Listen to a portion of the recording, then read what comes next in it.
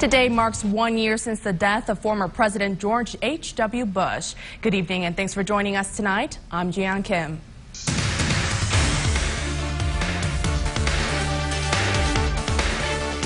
In our top story tonight, we'll hear from our own Monica Quintero. She spoke with a former Midland mayor who knew him personally. Take a look at what he had to say about his beloved friend. Knew former President George H.W. Bush before he even became president. Talk to me about that. Take me back to that time period. I think the first time I met him was when he was running for the U.S. Senate. And I forget exactly what year that was. It was sometime in the 60s. Do you remember your first encounter with him and what it was like? Well, he's a very impressive man. And I just say that I thought, you know, this is an outstanding guy that's got a lot of potential. What was his personality like? I mean, a lot of us see him on TV. We've seen the clips, but is he that person that we saw on television? You know, to a large extent, he's not, I don't think, because he's a lot more to him than that. He's a wonderful man. He was an extraordinary individual that did unbelievable things in his lifetime.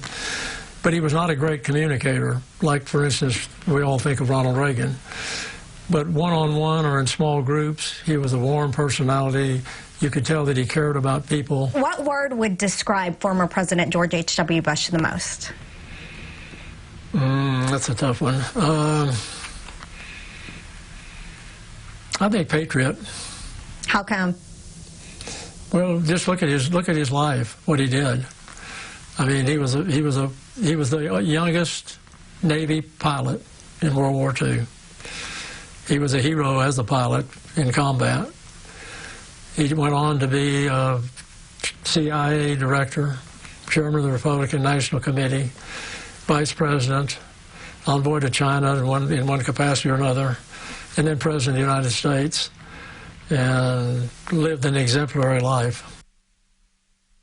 Extraordinary man. Well, thank you for starting us off tonight, Monica.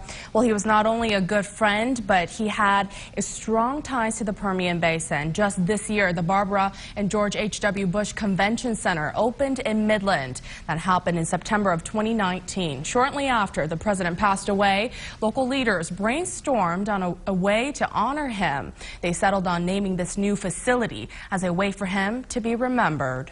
I think he very much characterized Midland values of, you know, that self-starter, pull yourself up by your bootstraps, go out there and get things done. And really, he thought big. I mean, we're sitting in the tall city. Now, we're told this opening took about 4 years. And in addition to the new facility, there are numerous ways the basin remembers him. The George W. Bush Childhood Home is located on West Ohio Avenue in Midland. They lived in that house from 1951 to 1956. The interim executive director says many visitors are surprised at the family's humble beginnings. Well, one thing that stands out is they usually are surprised that the house is not bigger. Yeah, I think many people just don't realize that their beginnings were very humble and that they did not start out wealthy. A new exhibit will be coming to the George W. Bush Childhood Home on December 10th. That will take place from 6 to 8 p.m.